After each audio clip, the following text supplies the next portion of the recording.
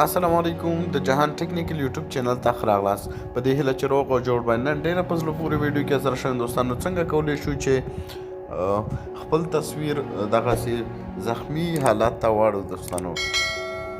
ډیره په زړه پورې ویډیو ده دوستانو دا چې ما دغه تصویر دا رقم جوړ کړی نو تاسو هم خپل تصویرونه دغسې جوړ کړئ دوستانو د دې لپاره باید دوستانو تاسو لومړی دغه اپلیکیشن په خپل موبایلونو کې انسټال کړئ دوستانو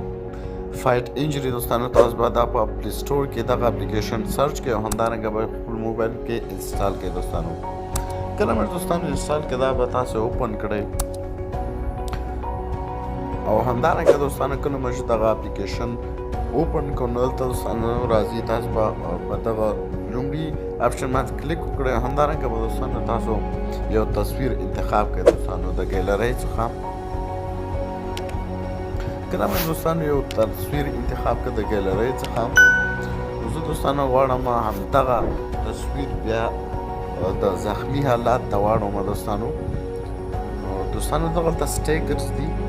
ډېر زیات سټیکرز دي نو تاسو هم کولی شئ چې په خپل تصویر باندې دغه سټیکرز اپلای کړئ دوستانو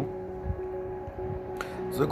غواړم دوستانو چې دغه سټیکرز په دې تصویر باندې اپلای کړم همدارنګه دوستانو تاسو وګورئ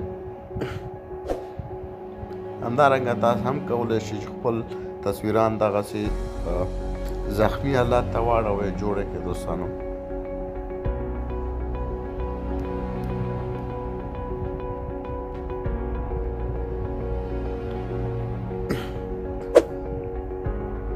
دوستانو تاسو ګورئ دغه سټیکرز دي تاسو ون بای ون دغه په دې باندې اپلای کولی شئ او خپل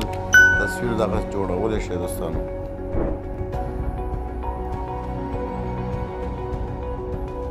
تاسو وګورئ دوستانو دلته ډېر زیات سټیکرز دي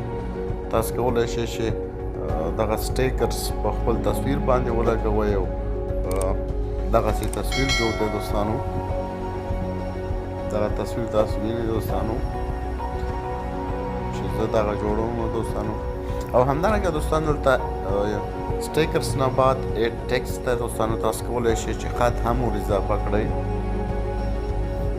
نو زه غواړم دوستانو دلته نوم ولیکم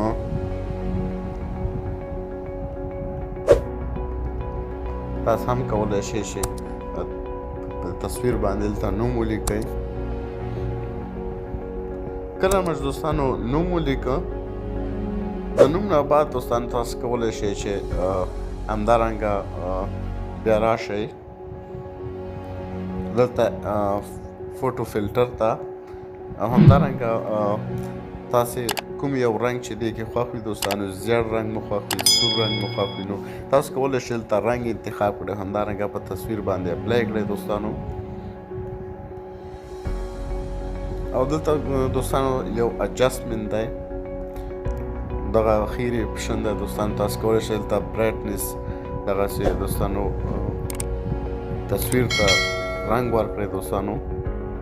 کم و زیات تاسو ته کولی شئ دغه تصویر ته ډېر زیات رڼا ورکړئ دوستانو په برایټنس سره په همدې طریقې سره دوستانو تاسو هم کولی شئ چې دغسې تصویر جوړ کړئ